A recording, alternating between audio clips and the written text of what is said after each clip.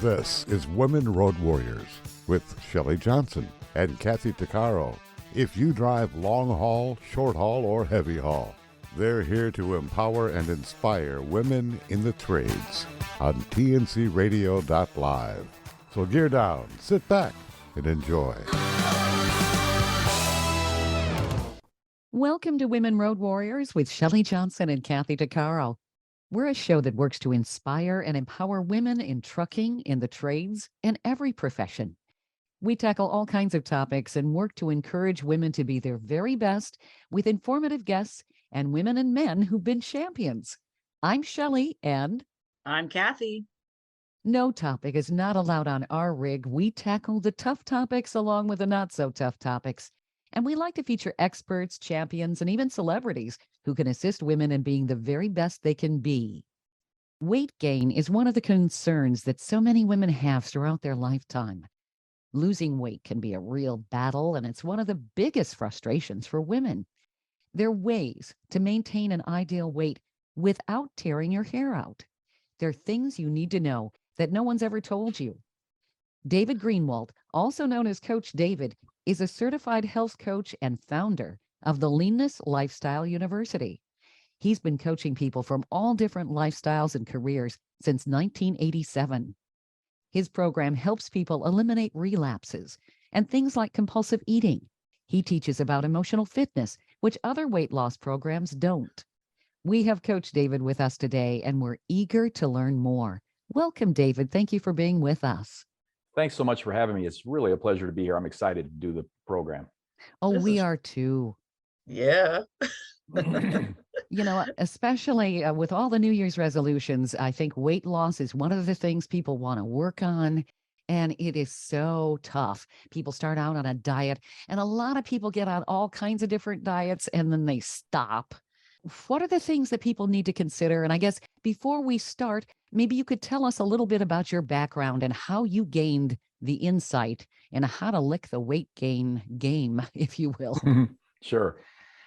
So as far as I go, for whatever reason in my DNA, I've been interested in fitness since I was a little kid. And I've run various fitness businesses. I was a police officer, grew up in a family. My dad was an electrician. My mom did secretarial work. So grew up, it's kind of very normal Midwest.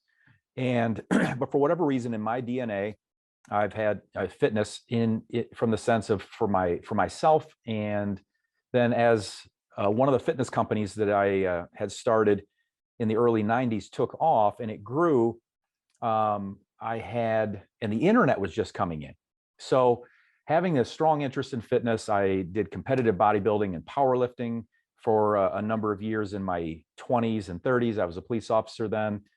And as a powerlifter, I'm 5'10", and as a powerlifter, I got up to about 235 pounds.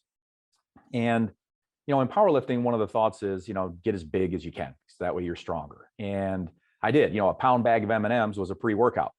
And so I got to the point though, where for myself personally, I just wasn't happy with where I was at anymore. And I said, hey, I've got to get this off. Well, having a fitness business, it wasn't the fitness business I have now, but it was a different fitness business. And I had a lot of clients, hundreds of thousands, in fact, because it was pre-internet then.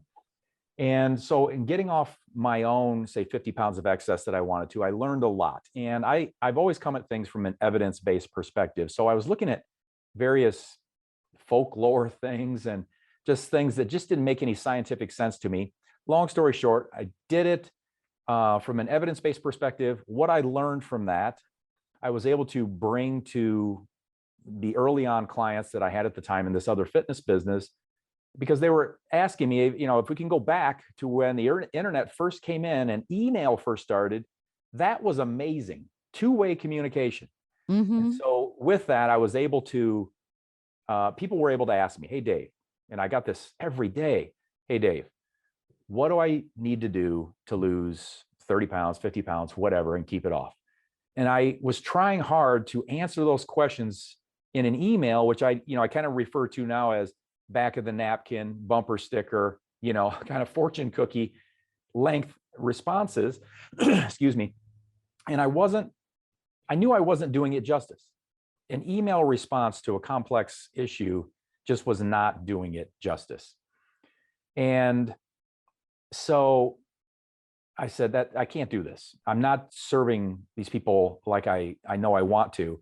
And I really found that I had a passion for this. I had a passion for really wanting to help people get from wherever they are to wherever they wanted to go. Most times it involved weight loss, fat loss specifically. So I wrote a book. It was almost 500 pages. In that book, I discussed the nutritional components, the exercise and activity components, but a biggie that was not anywhere I had found in a book was the emotional fitness components. So this was about now 1999, and I went online with a program. We had to be either the first or one of the very first programs to take nutrition and wellness and weight management coaching online. We did that, been doing that ever since. And honestly, you know, I think so in 99, I was 34.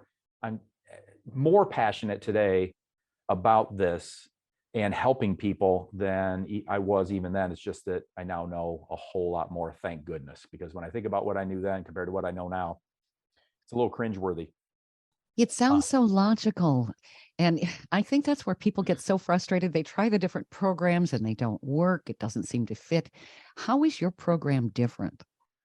So here's the thing for any listener who is frustrated with this process, for any listener who's frustrated with, you know, false start after false start, just know you're not alone, and know that no matter what people post on Instagram, most people do not have this figured out. And it's with good reason. What's been delivered over the past 50 years in nutritional messaging and weight management messaging by health educators, professionals, government entities, you know, the Food Guide Pyramid here in the United States, My Healthy Plate, so on and so on and so on. I'm not saying those things are bad. What I'm saying is the messaging has been simplified to the point that it is inappropriate. It's simplified to the point that it is ineffective.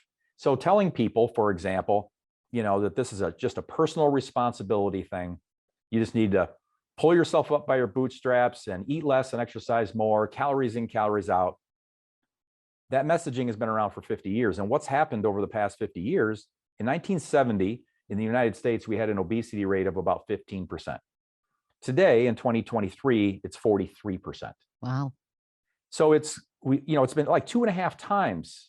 We're 2.5 times as a society, more people obese than we were in 1970. So what's happened? Well, as I talk about just a few of these things, it's not surprising that we are where we are. Again, eat less and exercise more, calories in, calories out.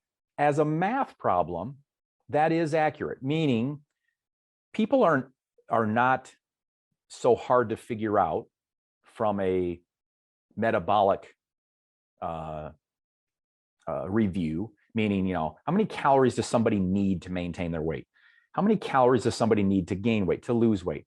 The math is not that hard to figure out. Don't get me wrong. There's, you know, individual differences, and we're all, you know, a little different in that way. But just as when, you know, any of us goes to a doctor, we're all different, but we're similar enough that medicine can work with us. We're all human. We all have a heart in generally XYZ position. We have a liver, we have kidneys.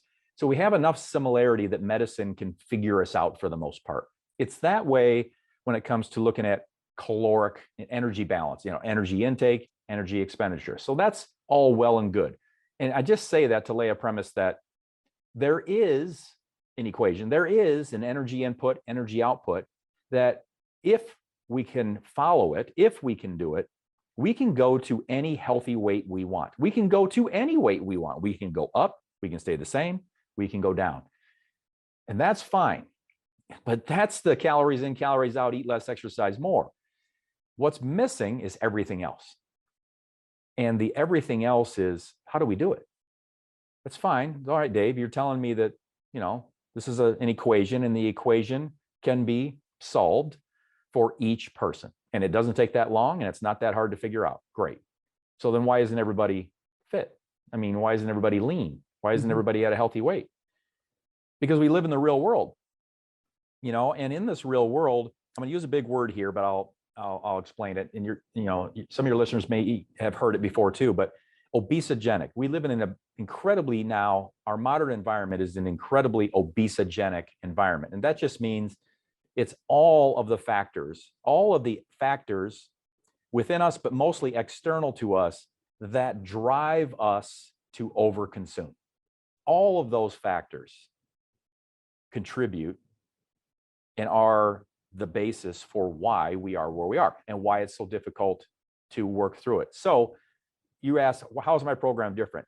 We look at the obesogenic environment. We make sure that our clients know, what are we facing? What's really going on? What are those obesogenic factors? And we educate them on that so that they know it's not just, well, just do the math, just eat less and exercise more. You should be able to figure this out. It's not supposed to be that hard. When we know what the obesogenic factors are, then we can deal with them, we can work with them, we can counter them, and we can win this. So we educate our students on nutrition, because that's a huge factor in this. Mm-hmm. We educate our students on movement, activity, exercise, all things combined. And then, as I said, we educate our students on what I just referred to collectively as emotional fitness. And that is all of the elements that go into us feeling authentically good. And I use that word on purpose, authentically good, because there are a number of things that can have us feel what I call regretfully good. Like in the moment, bear with me, eating an entire pizza might feel good, but it's probably going to be a regretfully good. Afterwards we go, oh, I wish I wouldn't have done that. Food guilt. People Food have guilt, right? we can absolutely. Yeah. So that's a regretfully good, and we can go into a shopping therapy. We can gamble. We can. There's a number of things we can do that have us feeling afterwards, perhaps regretfully good. Emotional fitness is about what are the things that can have us feeling authentically good and that help us to be better life managers. Because here's the deal. I can teach you what you need to know about nutrition in about an hour to get through this. I can teach you what you need to know about exercise and movement, just general daily activity, in about an hour. But for those two things to consistently deliver the math that I talked about, energy expenditure, energy intake, so that you can take your weight anywhere you want it, for the nutrition and exercise components to stay consistent, it's the emotional fitness leg of the stool that is going to keep those two on pace and consistent. When you've had that stressful day, when you've had the stressful event, when you've had the whatever, it could be celebratory, it could be grieving, it could be anxiety, it could be whatever it may be, where the emotion is heightened, or significantly reduced. In those moments, if our emotional fitness is better shored up, stronger, then we're more likely to make the better decision on nutrition. We're more likely to make the better decision on activity, and keep those two on pace, because it is the nutrition and activity components, the calories in, calories out, the math, that is going to get us where we need to go. But they aren't going to stay consistent if we don't have the right kind of support, the emotional fitness, and the elements related to that to keep those two on pace. Does that make sense? Yes, it does. Stay tuned for more of Women Road Warriors coming up. Industry movement Trucking Moves America Forward is telling the story of the industry. Our safety champions, the women of trucking, independent contractors, the next generation of truckers, and more. Help us promote the best of our industry. Share your story and what you love about trucking. Share images of a moment you're proud of. And join us on social media. Learn more at truckingmovesamerica.com. Welcome back to Women Road Warriors with Shelley Johnson and Kathy Tuccaro. Now, what I have noticed, and I've heard professionals talking about this, there didn't seem to be as much of an obesity problem in North America like in the 1960s and 70s, but it really has escalated in the past number of decades. What has led to that? Is it the type of food people are eating? Are people not emotionally fit? What are the components? That's a great question. So I'd say let's start off with something that we can't control that's hardwired in us biologically. But I like to say it. I'm a big fan of what can we control. So let's do the things that we can control, because that's empowering and all that. But we at least should have an understanding that as humans, we are biologically hardwired to be driven toward calorie-dense foods.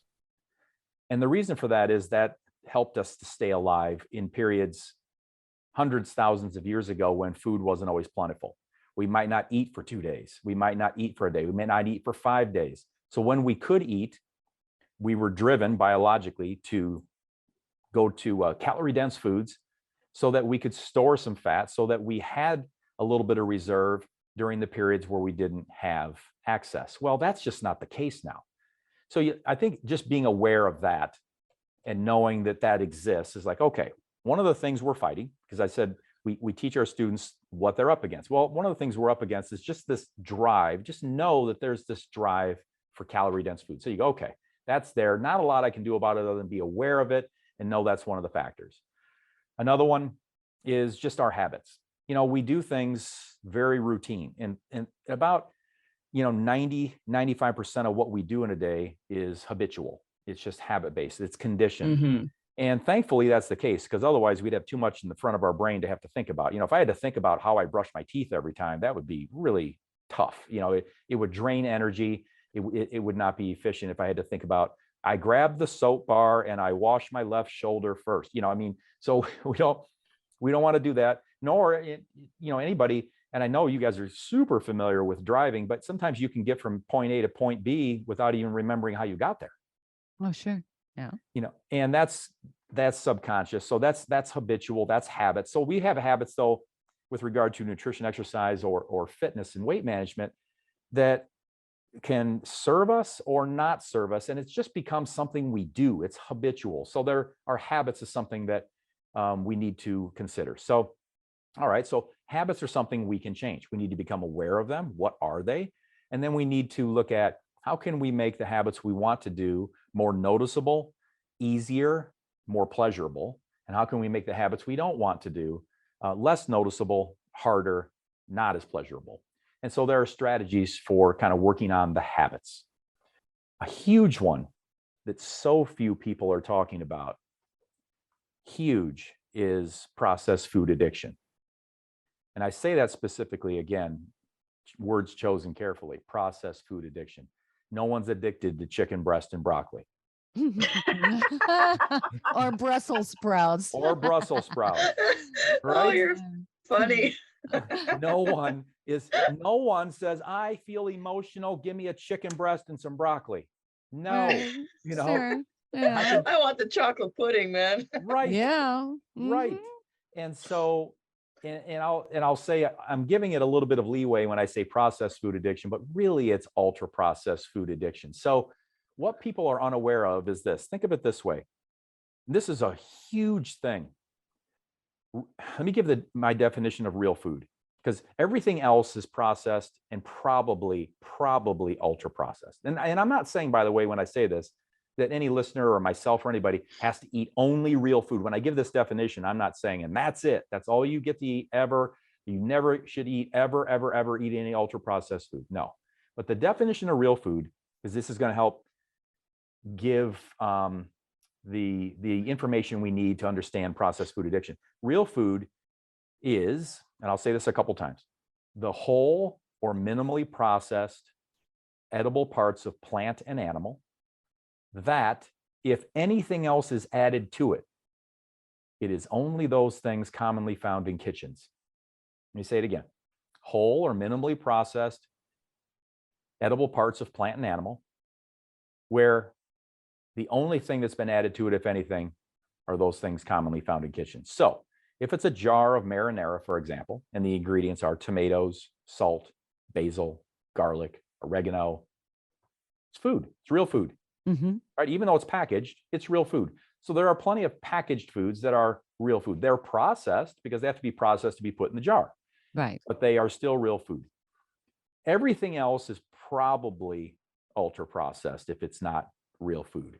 It's the things that, I think it was you, Shelley, that said, I'm not sure, I don't want to put words in whoever's mouth, that said, give me the pudding, That was me, Right. Kathy. Yeah, yeah, sorry. yeah. Sorry, yeah. So it's My like, pudding addiction. right. So it's like give me the donut, give me the pizza, give me the whatever the thing is, the thing that everybody knows, the chips, that it just goes on and on. You Sure. guys, anybody listening knows what I'm talking about. It's going to be the thing that you find yourself going to when things are stressful, when things are celebratory, when things are depressing, when things are sad, when things feel overwhelming. When you want some relief at the end of the day, you feel like you just want to check out, you want to on and on and on. Again, we don't go to chicken breast and broccoli or Brussels sprouts. So No. processed food addiction is huge. And what happens is, and what people are unaware of, is because it is a substance addiction, if we're unaware and we keep listening to the message that's gotten us from 15% obesity in 1970 to 43% today, if we keep listening to the message of all things in moderation, everybody's heard that, all things in moderation. There are no bad foods. I'm not saying there are bad foods. I don't look at things as food as good or bad. I look at, now that you guys know my definition of real food and everything, just about everything else is ultra processed. What I say is, it's not whether it's good or bad. Let's not put that on it. It's not about trying to figure out, is this healthy or not? I don't even go that route. What I say is this: is it real food, and does it work for you? And what I mean by that is, let's just take peanuts, for example. You've got a jar canister of peanuts, and the ingredients are peanuts and salt. It's real food by my definition, but does it work for you? And I can ask you, maybe you guys know something about yourself. I know, like for me and peanut butter, it can be ingredients, peanuts and salt. Let's say it's a natural peanut butter.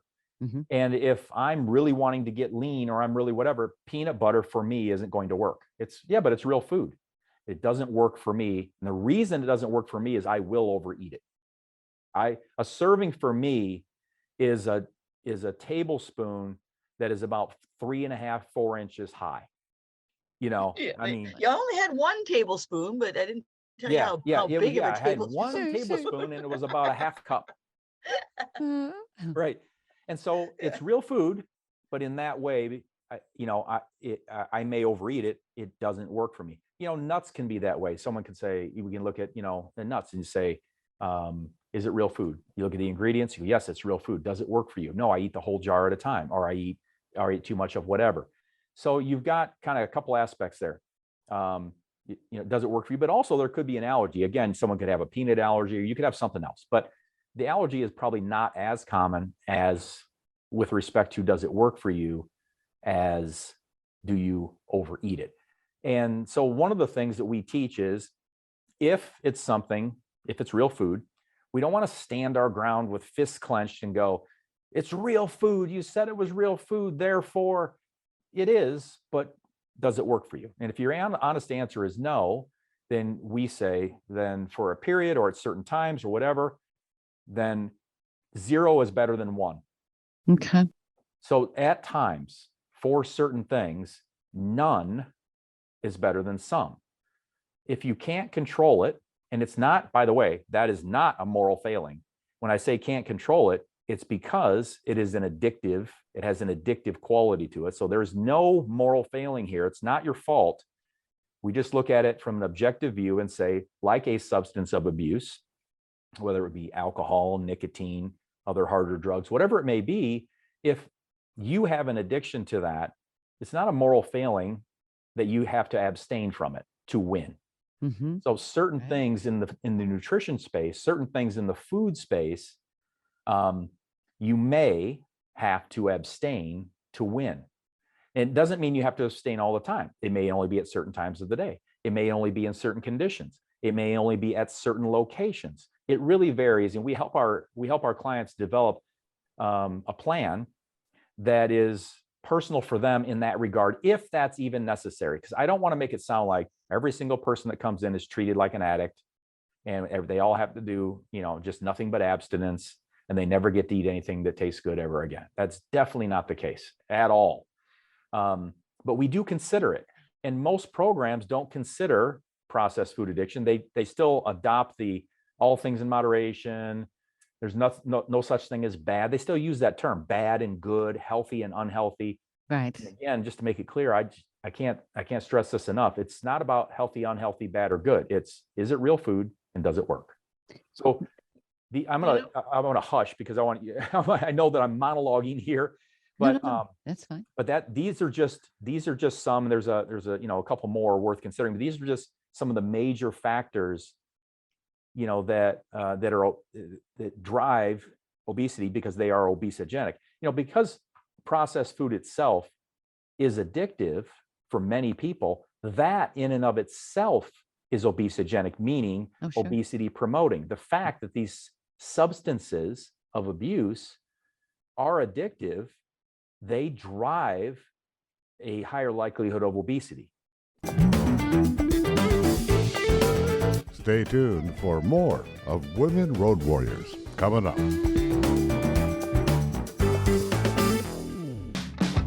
Trucking Moves America Forward, or TMAF, is building a positive image of trucking by telling the story of the hardworking drivers and industry professionals who support the industry. And you can be a part of it. Learn more about TMAF and how you can join and be a part of the industry movement working to build a strong image of trucking by visiting TMAF's website at truckingmovesamerica.com. You can also follow us on Facebook, Twitter, Instagram, and our latest channel, TikTok. Welcome back to Women Road Warriors with Shelley Johnson and Kathy Tuccaro. David, in our previous segment, you were saying that processed foods are obesogenic. They cause a huge part of the problem with weight gain. They add sugar to so many of the processed foods. And then you've got the added thing, the tactile response. It's crunchy. That's fun to crunch on stuff. It's much more fun to crunch on, say, a bag of Doritos than sit down with celery. How can we substitute and really get turned on by crunching on celery? Which is better for us? Yeah, absolutely. It's a great question. So one of the thjust kind of in this same vein, one of the things we help our clients focus on is one of the tenets I have on the emotional fitness side is focus on what you want, not on what you fear or don't want. And so one of the things that we're going to want and try to help our clients to do is to develop what we call their why, or help them develop why power. And the reason for that is because, it's a great question. How can we get ourselves to more often? Again, I want to make sure I'm saying that not everyone, and even if it is the people that need to abstain from time to time, it doesn't mean you can never, ever, ever have again, the other thing that you liked that was crunchy, salty, and all that, and you have to live on celery your whole life.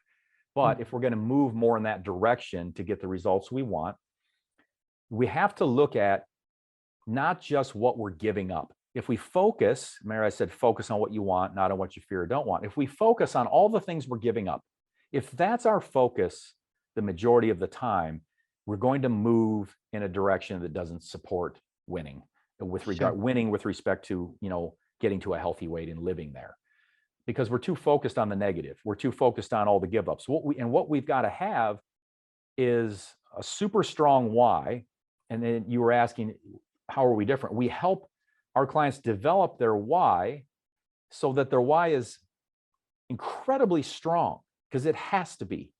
And the reason, let me come at it this way. And I'll ask you to, because I'm already going to know the answer, I think anyway. How often are you guys late for work? Never. Never. Yeah, exactly. When I was 19, that wasn't true, but right. You're forgiven, youth, the whole thing. Yeah. And but that's almost always the case. I've told my clients and other people, it's almost never. And you go, all right, if you've got children, if you do, when was the last time they needed you to pick them up from school and you just blew it off? Never. Right. I ask a parent, they're like, never. Or, oh my God, one time I was 10 minutes late and I wanted to, punish myself or whatever the case is. That you can be a human. But generally speaking, 99.9% of the time, the answer is never. And I look at those two things and you look at all of the pain and negative sometimes it is to go to work, especially when you work for someone else. But you got to go to work, so you're never late. And so do you always go when you're feeling in a good mood? No. Nope. You always go No. only when you feel perfectly well and you don't have a sore throat, or no. Do you only go when things at home and the relationships at home are always happy? If the relationships are strained at home, you just say, I'm not going to work? No, you still go. And the reason you go to work and you're there on time and you do it is because your why for the benefits of going to work and what you get from it are so strong that you will do it. And this is kind of the definition of willpower. You'll do what needs to be done when it needs to be done, whether you feel like it or not. Yeah. And part of this, you're kind of going back to the celery thing, is we want to get our focus on all the good that we're going to get our focus on where we want to go, where we want to be, the person we want to be, how we envision ourselves when we're at the better health, the better weight, the better fitness. And we want to focus on those things so that we are more driven to it. We have to have a why, because our obesogenic environment is so strong, because the external forces, think about all the advertising, think about all the fast food restaurants, convenience marts, marketing, all the stuff, social events, just the way it's thought of with regard to celebrations and parties. And it's all around us every day, 24/7. And if we are talking, at least for just a moment about, say, the trucking industry, you talk about eating on the road and the restaurants and all the opportunities there are to more easily, consume the ultra processed, highly addictive things. Sure. We have to have a why that is incredibly strong, because it has to get our focus where it belongs. That affects people in every industry when you think about it. Convenience is something people don't have the time. Kathy, you were saying that weight loss, weight gain, all of that, it's a battle that a lot of drivers where you work are having. Yeah, well, in the heavy equipment, the industry of the trades, you sit in equipment like where I work, Dave, just to give you an idea, is I work in Northern Canada, so we fly up here, we live in a camp, and we're here for 14 days. We work 13-hour shifts. I leave at 5:15 at night. I get back at 7:15 in the morning. The kitchen that is here, all the food is supplied, all the portions are all pre-cut, so you just can go in the lunchroom and grab whatever you want. There's a whole section that's all pastries and cookies and donuts and all that crap. When you go in the kitchen lineup, they literally slap the food on, and you can walk out with a plate full. So people have this plate full of food. What do? They eat it all. And as like you can pick and choose. Of course, you have the fruits and the vegetables and all that, but people tend to gravitate to the pastries. Now, sitting in equipment, you're not, by the time you get off the equipment in the morning or at night, whenever, you're tired, you're sore. And they built us just recently, 2 months ago, they built us the biggest gym, and it's got the basketball court, it's got they brought in personal trainers, they set up classes, they got, all this amazing gym. There's only a fraction of people that go. Now, I personally, I have 2 years ago, I became celiac, and it really limits my diet intake, which is fabulous because it taught me all about food. I knew nothing. And now, like, I eliminated all meat. I'm basically vegan. I can't handle any dairy, all these things. So it just made me reassess things. But although you can do all the proper food and eating, and yes, I lost weight, I still have I have no thyroid. I'm 50. I'm going to be 54. My metabolism shifted. Sitting in equipment is not healthy, or trucking for long hours. Right? It doesn't matter what kind of job. So I have to push myself to get up earlier and go to the gym and do stretching and sign up for the classes. And what I have found, like just simply doing things like yoga, am I good at it? No, I have zero balance. I keep topping over. I'm like, like, how the heck do they do that? But it's the mental habit that I've created for myself that has made the shift in everything that I do. Not only does it benefit me physically, it has helped me with depression, and it has helped me shift through different, because I'm a recovering alcoholic. I have almost 11 years sober, and I find if I don't keep myself on top of it, I shift my addiction from the same addictive behavior that my thinking patterns when I was drinking to after work, I'll go, like I was saying earlier, I'll go grab 5 chocolate puddings, not just one. I'm going to grab 5, and I'm going to Sure. bring them back to my room, and I'm going to sit there and eat them, not all 5, but maybe 3, per se, because of that same mental attachment. Sure. So I've had to really step back and reevaluate everything that I do and why I'm doing it. Exactly what you've been talking about. And I found that it's made a big impact. And so on who I am as a person. So I'm trying to, here at work, help steer my coworkers when, oh, I'm too tired to go to the gym. Yeah, you know what? I'm tired too. But it's going to make a big difference in how you approach your job at night, believe it or not. So. And Kathy, the things you were talking about there, all of those things and more, we help our clients solidify into their why. And because it's really easy to forget, it's like at times It is. right, you can be like, I am really motivated for this reason and this positive reason, and it does make me feel better in this way, and I do this and I feel this, and it And does then you give me slide down that slippery slope slowly. Yeah, right. old habits, right? And then and because we are talking about and addictive substances like the chocolate pudding and the various things, the pastries and all that, those are the ultra processed addictive substances.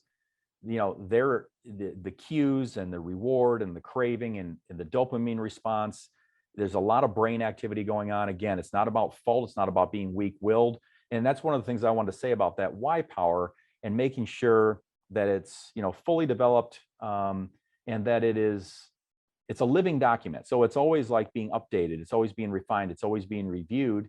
That's what we recommend anyway, because it's too easy in this area that if someone has been struggling with their weight a long time, it's too easy to fall into that amnesia state where you're like, I don't even remember why this matters, or I barely do, or, does it really matter? And then you look at your why, so to speak, and you go, oh gosh, it really does matter for these, all of these reasons. And the reason we want that is because I brought up are you ever late for work?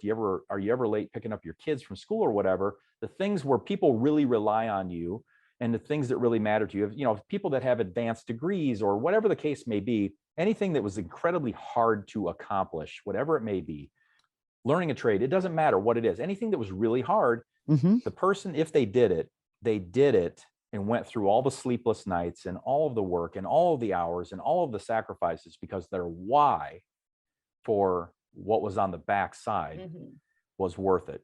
Sure. And so when people say, and I want to make sure any listener knows, you're not lacking willpower. You go to work on time, you're never late. You pick up your kids, you're never late. You've accomplished other things, regardless of what it is that were difficult. You've done those things. You've demonstrated you have incredible willpower when the why power is driving it. So with the obesogenic environment, having so many external forces working against us, going to get that why, going to get it developed, going to keep working on it, going to keep looking at it, going to keep it so that it's a reminder, and going to get it so that it is driving willpower. Because again, willpower, just kind of in the most simple form, let's do what needs to be done when it needs to be done, whether we feel like it or not. Then, we're bringing in all of these elements.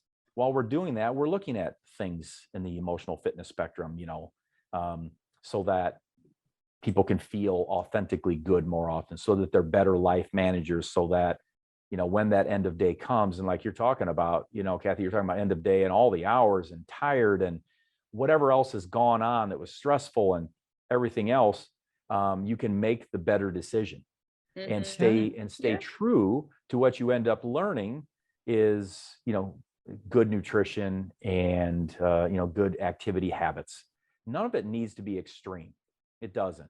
Nobody No, needs to you don't become have to go for 2 hours a day. We go, even sometimes the classes are 45 minutes. The fact that you walk halfway, it takes like 10 minutes to get to the gym. The fact that you're walking there is a big thing. But also what helps is having a support system. Like my coworkers, okay, we have a team. Okay, I'll meet you there. And if you don't go, well, then you get a tease for like, hey, where were you, right? Or you'll get texted, hey, get your ass over here. Excuse my Right. language. Right. Sorry. Yeah, yeah. It's like Accountability. that Yeah. support, accountability is a big thing, Mhm. and not just to the team, but to yourself. Like I'm going to Machu Picchu in October, and I've convinced a couple coworkers to come with me on a 5-day hike. Well, here we are. So now we started training for that. So we it gives us that goal to work towards, not The just, why okay, power. Yep. yeah, that why power. Machu Picchu is a big hike, and can't just think you're going to show up and not, Right. say, oh, Yeah. so we're preparing ourselves, and that helps my why while I'm here. I'm not going to eat that pudding because I got to climb up a freaking mountain. Yes. Right. Yes. Step away from the pudding, Kathy. Sure. Right. Yeah, no, it's so incredibly important. So, coming at all of this comprehensively without making it overwhelming, meeting someone where they are, again, and saying, Kathy's going to be different than Shelly, it's going to be different than somebody else. Somebody, started with me 2 days ago, was over 400 pounds. They're at a different place with their fitness, with their nutrition, and the person who is an avid exerciser who's got their nutrition 85% on point, but is still 15 pounds above where they want to be. They've been frustrated for 2 years. They can't get the 15 pounds off, but they do many things quite well. Those are two different people. And we want to meet them where they are. The principles, the fundamentals, as we say, are the same. However, the art of the application, there's a science and an art to this. The art of the application, is really important. And for both parties, like you were talking about, accountability is good in areas where we aren't naturally inclined. Like I bet for everyone listening, there are things that no one has to tell you twice to do it. It's just something you do. It's something in your wheelhouse, or it's something you feel incredibly strongly about. You don't even realize you have a strong why for it, but you do. Or it's just something you're naturally good at, like to do, you enjoy it, whatever the case may be. For the area that we aren't naturally inclined, and if we've been struggling to get to a healthier weight, to get progress at least toward a healthier weight, even though we have self-committed, self-promised, or whatever, that is something we really want to do. If we're not doing that, then it is telling that we don't have all that we need in place. And having an accountability partner who cares about you, who wants your goal, for you, almost as much as you do, sometimes more than you do. We all do better with an accountability partner when we're talking about those areas that aren't natural for us. Sure. But in the trucking world, you're alone driving in your truck. You have to be your own accountability partner. And that's where the problem is. That's where the mental process where you have to push yourself to say, no, I'm not doing this for anybody else. It's for me. Because it's too easy to just sit there and not do the stretches and not maybe run around your truck or create a new program for yourself. So that's where the battle lies. Sure. And I think everything that you do, David, is going to be really helpful to all our listeners, because I think it'll maybe help shift that thinking process, that little pattern that you're like, whoops, no, let's not go this way. Let's come back here. Yeah. Let's try a new road. And this I fits guess with you could say. anybody, no matter what their career. Yeah. There are a lot of people who sit in front of the computer all the time. Yeah. And Same thing. Yeah. So they have some of the same challenges. And I love your perspective, David, because I think a lot of people, when they can't reach their ideal weight, they start guilting themselves. They feel like they're weak-willed or lazy. They hear those words in their head, and that just undermines their motivation and their weight loss efforts. So you're giving them hope, which is essential. Stay tuned for more of Women Road Warriors coming up.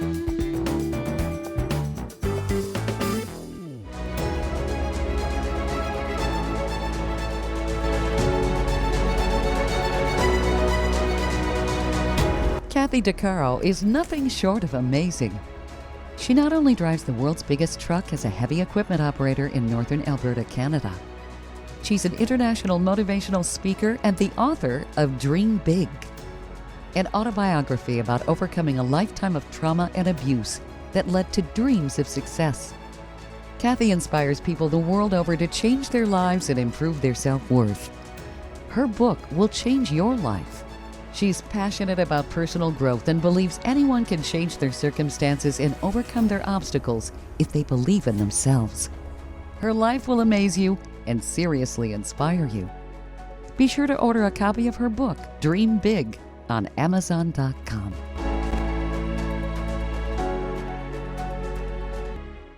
Industry movement Trucking Moves America Forward is telling the story of the industry, our safety champions, the women of trucking, independent contractors, the next generation of truckers, and more. Help us promote the best of our industry. Share your story and what you love about trucking. Share images of a moment you're proud of. And join us on social media. Learn more at truckingmovesamerica.com.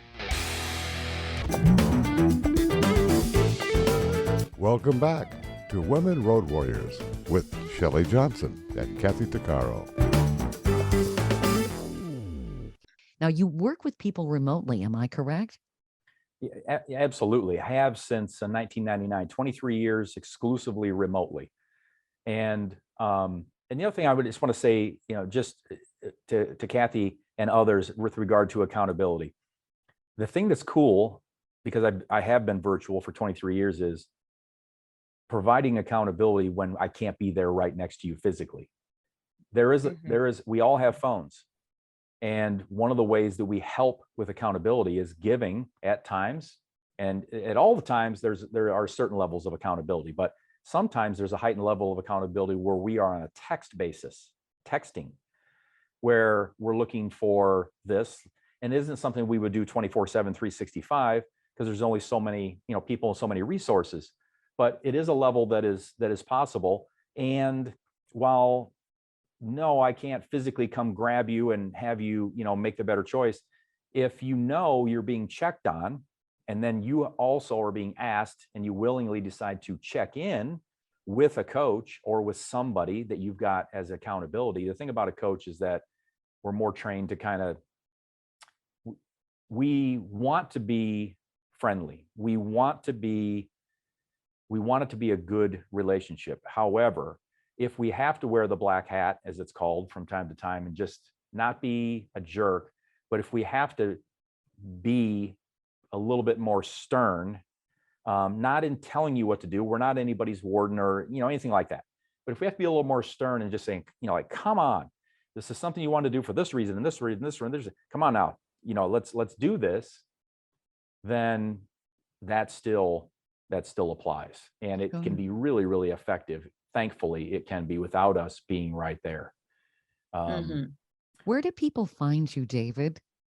So the best way to find us is just go to lluniversity.com. Everything is there. Any links to our social, any, if someone wants to reach out to me, ask a question, send an email, lluniversity.com will get them to anywhere they want to go. And you have a book called The Leanness Lifestyle, am I correct? I do. I published it in 2002. And what I've done is, it's like I say, it's almost 500 pages. And I would say about 90 to 95% of it is still as spot on I feel about it today as I wrote it then. But what I've done is anything new, anything that's the most up to date that I want to share, that's where I share it with our online, our on campus web portal, where our members are able to log in, and that's where they have access to me, my coaches, that accountability, the support, the motivation, the tools for goal setting. It's all there, and we're step by step. LL University, we're an education-based program, so we are step by step, again, without overwhelming people. I don't want people to spend more than a few minutes on my site as a member. I want you to go live life offline or whatever. Yeah. But it's all there, and yeah, that's where it's at. I really love your perspectives. I think this is going to help a lot of people. Oh, It just makes so much absolutely. sense. Yeah. I hope that that's, I hope, and thank you so much, by the way, for having me. I hope that the message I get across is this, and sometimes it's hard, in a segment, but I hope that everyone listening knows that it's not your fault that you have struggled. It's the messaging has been inadequate. Some messaging has been outright lies. There's everything from good intentioned people that give, half-baked answers and half-baked solutions and all things in moderation and just eat less and exercise more. And then there are outright charlatans, and there's everything in between. But the messaging has not been adequate. It's not a wonder if you're not overweight or obese. It's almost surprising that you're not, because of the obesogenic factors, all of those things working against us that we can overcome. We can win this, but not with the messaging and system that's been taught to date. And I have the evidence for that is, again, 43% obesity now compared to 15% in 1970. That But says I'll it all, leave doesn't it? Yeah. It's crazy. I'll leave my part with just this. You can win this. You can. I am more hopeful now, today, even in the crazy world we're all living in, than I was 20 years ago. And it's because I have such a better understanding. I can communicate that so much better as far as what we're really facing. And we have the strategies in place that are within your control to get a handle on exactly, what you're feeling, how to manage life better, how to really understand what's really going on with nutrition, what's really working for you, and also how to kind of put it all together so that you still get to live life. Again, no one wants to just live on chicken breast and broccoli. We're not addicted to it, but we don't also just want to just live on that. There is life to be lived, and food is a part of our life. It's a part of celebration. It's a part That's of, right. everything. So we take all of that in consideration. I just want to encourage anyone, whether you do my program or whatever, if it's got the right components, the right education, and the right everything, you can win this. Don't ever give up. Thank you so much, David. You have been a wonderful resource here, and I think you're going to help a lot of our listeners. Thanks so much for having me. You've been listening to Women Road Warriors with Shelley Johnson and Kathy Tuccaro. If you want to be a guest on the show or have a topic or feedback, email us at info@tncradio.live.